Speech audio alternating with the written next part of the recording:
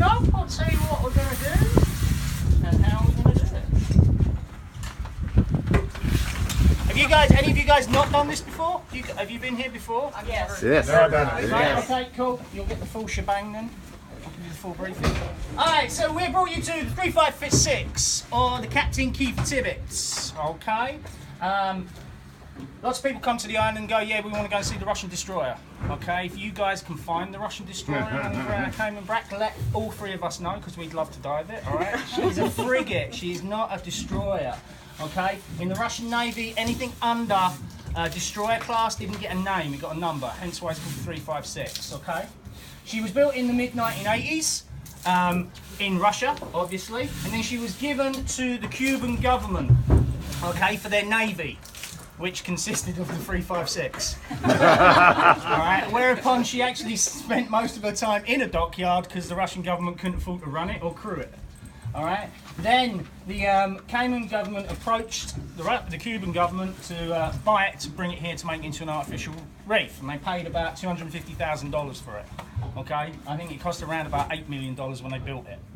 Alright, so they brought it down here and then they sunk it for an artificial reef. The reason why that's also called the Captain Keith Tibbets is because he was a very influential person on the island and they named it after him. Okay. When they sunk it, alright, obviously it was a big thing for the island, lots of people on the shore or whatever.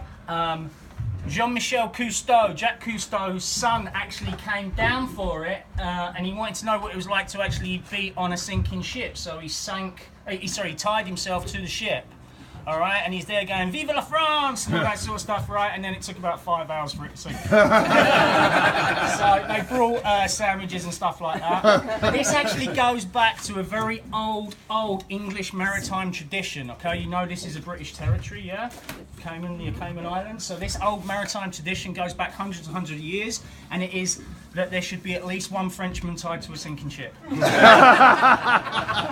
Anyway, we are tied up here, guys, on the stern. Okay, there's 3 mooring balls here. This one's just over by a reef over here, and then that one down there is actually the bow of the wreck. Okay, we're kind of sitting at a funny angle because there's no current and no wind, so it's really beautiful today.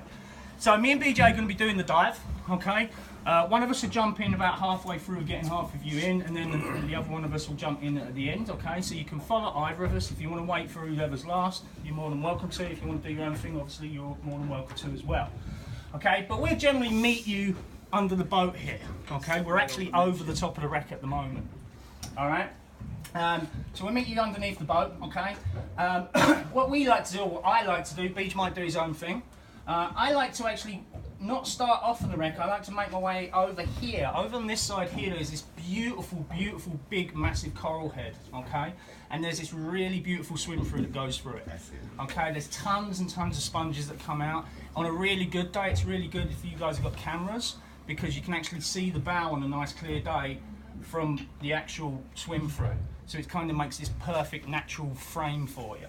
So I like to work my way over here, okay? As I'm going across the sand, keep your eyes open for stingrays, eagle rays, stuff like that. We do see them, okay? We also get these really cool little things that I like to try and find called flapping dingbats. Has anyone heard of a flapping dingbat before? I dated one.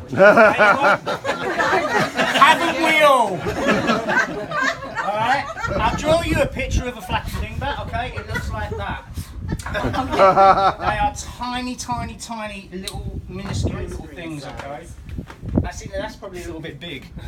Alright, but they're actually a member of the sea slug family. They look like little dots. Alright, if I can find one, or if BJ can find one, right, I'll put it in my hand and then you'll see it start moving around. It's got these little tentacles on it. The reason why they're called flapping dingbats is they have this little, they have these 2 little wings that they fold over their body. If you aggravate them enough, they'll actually flap to try and get away from you.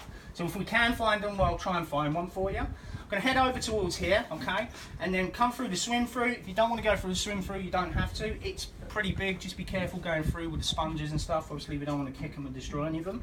And then we're going to head over to the bow. Over on the bow here, it's around about 85 feet, okay. I like to work my way up. Here we've got these big cleats and whatever when they used to tie the ship up, so check those guys out for little critters. So we get like the little secretary blennies sometimes hiding out there, as well as like the little arrowhead crabs, stuff like that, banded coral shrimp. So I like to work my way around here a little. have a little look over the side here as well. You'll see the anchor chain going down. There's tons of growth going down the anchor chain as well. And then over towards the first set of anti-aircraft guns. Okay, again, really cool. The ship actually broke in half. When they sunk it, it wasn't on an even keel. So over the years, it's been down 20 odd years now. Over the years with storms and stuff and just the weight of the bow, it actually snaps and it's on its side. So you'll see all the sponges starting to try to grow upwards. All right. Please don't ride the guns. It is a good photo opportunity, but there's two reasons. One, we don't want you to destroy the sponges. Second one is it's full of fire coral. All right, we generally know who's been riding the guns. So check that out area. That's really cool. The doors are open as well, so you can see all the mechanisms and that inside. And then we're going to come to the first of the two swim-throughs. Again, if you don't want to do the swim-throughs, guys, that is not a problem. Just work your way along the bottom or along the top. But the first one, the entrance is kind of here. It's like a doorway. All right. If you don't like confined spaces, I suggest that you don't go through it. What you can do is though, stick your head in, have a little look, see how you feel. Okay. What it is just a big, massive corridor. Okay, so you sort of go in here and we're going to work our way along. If you get halfway through and you don't like the idea of it anymore, there's lots and lots of areas. You can just come straight out the top here. There's tons of natural light in there as well. You don't need a torch. But once you get towards the end of the swim through, which is this big corridor, it looks like there's an exit straight in front of you. There isn't.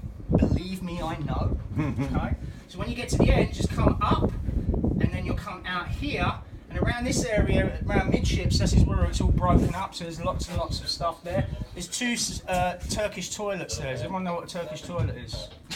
Right, so a Turkish toilet basically is 2 foot holes and a hole in the middle. Alright, so the crew must have been pretty friendly because they're pretty close together. Right? I gotta go like this. Exactly. They could have wiped for each other. Anyway,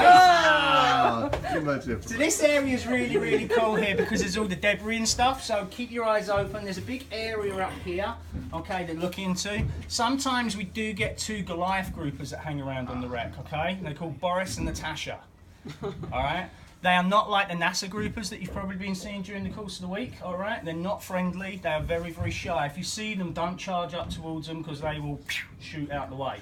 If you are in their way, they will move you. Boris is probably about 450 pounds. He's a big boy. So check this area out though. Also as well, sometimes we get more eels and stuff hanging around here as well, lots of schooling fish. This big long cylinder thing here is really cool, right? The ship had 3 engines, so it had 2 big diesels, it also had a big jet engine on it. Okay, it's actually a MiG engine. Alright, so that was the idea with it, was light and fast, manoeuvrability. So you can see that there as well, you can actually see the turbine there, which is kind of cool. So I like to spend a bit of time here, and then I'll work my way on to the midships and stern of the back here. This is where the second swim through is. You'll see this big grate here, okay? Originally they put all these bars, welded all these bars on so no one could get inside the ship. Then after a little bit of time, Barb and BJ actually went down with a hacksaw and cut one of the holes. Apparently it took a very long time, didn't it, Beach? You'd be surprised how long it takes to cut stuff underwater. But in the corner here, there is another entry to get into the engine room, okay? Best way to get into it is head first, okay? So you'll see us just popping our head straight down. It's not massively big in there. It's comfortable with like 2 people in. So just take your time, give the person in front of you a little bit of room. Check out the engines, which are here. And then at the back here, there's another doorway, okay? It does get a little bit dark.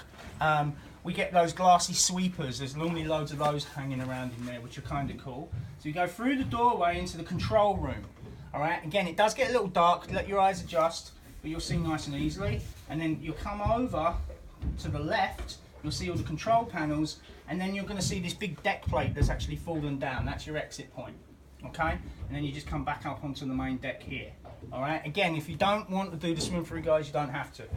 From there, I like to work my way along towards the back here, towards the back guns.